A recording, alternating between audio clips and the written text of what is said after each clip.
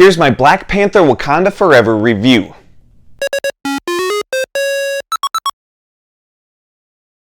Hey there everybody, I had the chance to see Wakanda Forever early and here are my thoughts on it. This movie really did blow me away. It was about 2 hours into this movie before the thought randomly occurred to me that Chadwick Boseman wasn't here, T'Challa wasn't in this, and yet I was fully invested in these characters and in this story, and that was something I didn't think was going to happen. I went into this movie thinking that without T'Challa, without Chadwick Boseman, this movie just wasn't going to work. It wasn't going to feel like a proper Black Panther story, and I was wrong. I became fully invested. This movie really did blow me away.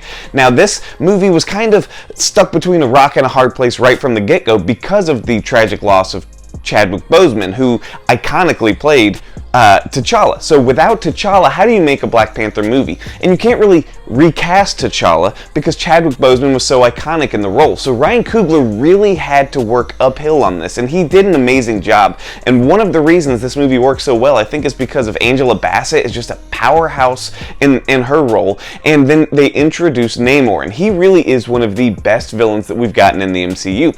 And I don't say that lightly. I mean, he's really up there. He comes in very driven, very focused. He's somebody who you can see has a soft spot for his people. He's very loving and caring to his people, but he is just callous to anybody who stands in his way. He's going to do whatever it takes to protect his people, to help his people thrive. And if that means taking on Wakanda and taking out, anybody who stands in his way, he's going to do it. So it's that kind of skewed moral compass that works, like Thanos had, like Killmonger had, where they think they're doing something for the right reason. And it's very, very important, and it makes for a much more interesting character. So it works fantastically.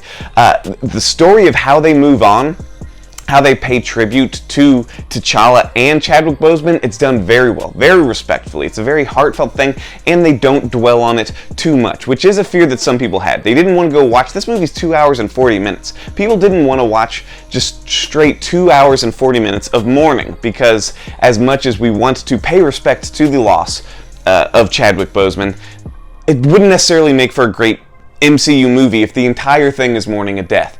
And, it could bring people down. They handle this really well. They put it in the right spots, right? They put it in the right moments, and then they move on. There is a lot of action, and the action is really good. Now, some critiques that you might have here. Okay, that runtime, 2 hours and 40 minutes, that could have been trimmed down by at least 20 to 30 minutes, and I think it would have made for a tighter, better viewing experience.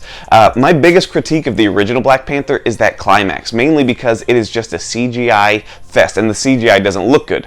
We unfortunately do have some of that here, where the CGI doesn't look fantastic, but it's never so bad, it's never so wonky that it pulls me out of the moment. It stays pretty good, it stays at least decent throughout most of it. However, this climax is probably the weakest moment, just like the first one. The climax doesn't land as good as it should, because it should have been moved up about 20 to 30 minutes. They kind of drug it on.